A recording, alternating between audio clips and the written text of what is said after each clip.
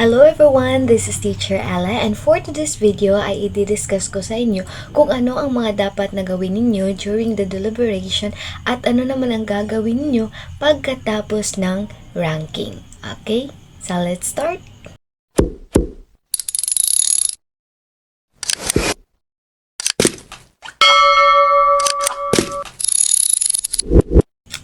So, during deliberation po guys, ang gagawin niyo na lang po, kailangan magdala po kayo ng mga documents ninyo. Ano yung mga documents ninyo? Kailangan may mga patunay na ang mga certificate ninyo ay original.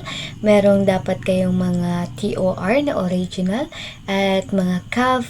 Kailangan, isa sa mga naging mistake ko noon is hindi ako nakapagbigay ng CAV, which is naging 0 po ako. So, kailangan po CAV po ang inyong gagamitin. So, ano nga ba yung itsura ng isang CAV? So, let's start. Ipapakita ko sa inyo kung ano nga ba ang itsura ng isang CAV. Okay, ito po ang itsura ng isang CAV.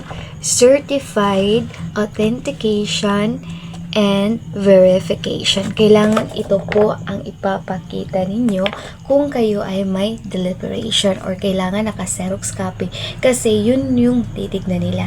Hindi kasi titignan nila yung mga grades kundi yung CAV po ninyo na patunay na kayo ay nakapag-master's degree or nakapagtapos ng isang BSED or ano pa. Magdala lang po kayo ng mga folder na mga original ninyo or kaya yung PSA ninyo or kahit na ano na kailangan nila. So, dalhin nyo na lang po yung mga documents ninyo ng mga original. Kasi tatanungin kayo nila. Okay. So, this one is nagpa-fill up lang po sila sa akin and your name, your application code, at dito na makikita yung grade. Ano lang yung puntos na nakuha mo during the ranking. Yun po guys, kailangan po original ang dadalhin ninyo kasi magtatanong sila. So, ano nga ba yung gagawin ninyo kapag tapos na yung ranking? Kapag tapos na kayong nakapag-demo, nakapag-TRF, at ano pa yung mga requirements na pasa na ninyo, so ang yung gagawin na lang is mag-aantay ka sa ipopost nilang RQA or post kasi yan ng mga division kung anong rank ka or kaya ilalagay nila doon na ikaw ay qualified or pasok ka na sa RQA. So, kailangan i-memorize nyo po yung inyong application code. So, after that guys, malapit na kasi ang pasukan, doon na sila tumatawag. So, i-ready nyo na lang po yung inyong email, mag-check ng mga email at yung inyong mga cellphone kasi tatawag sila. Just for example, for me noong ako ay nakapag-substitute.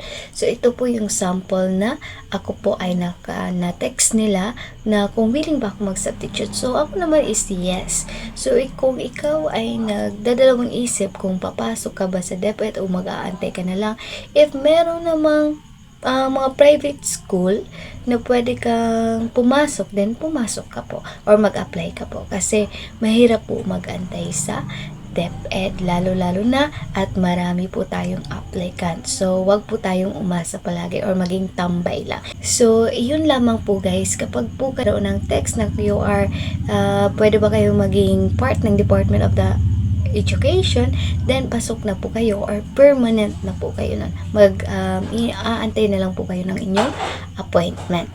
At doon nga pala sa mga lesson plan at TRF na ginawa ko guys, hindi lang po ako ang isang gumagawa, kundi marami po kaming gumagawa ng inyong lesson plan. So, meron po akong Google form kung saan ano yung mga feedback ninyo sa ginawa naming lesson plan. So, that will be all. Ito po ay nakatulong po talaga sa amin, sa aming mga staff or sa akin lalo na.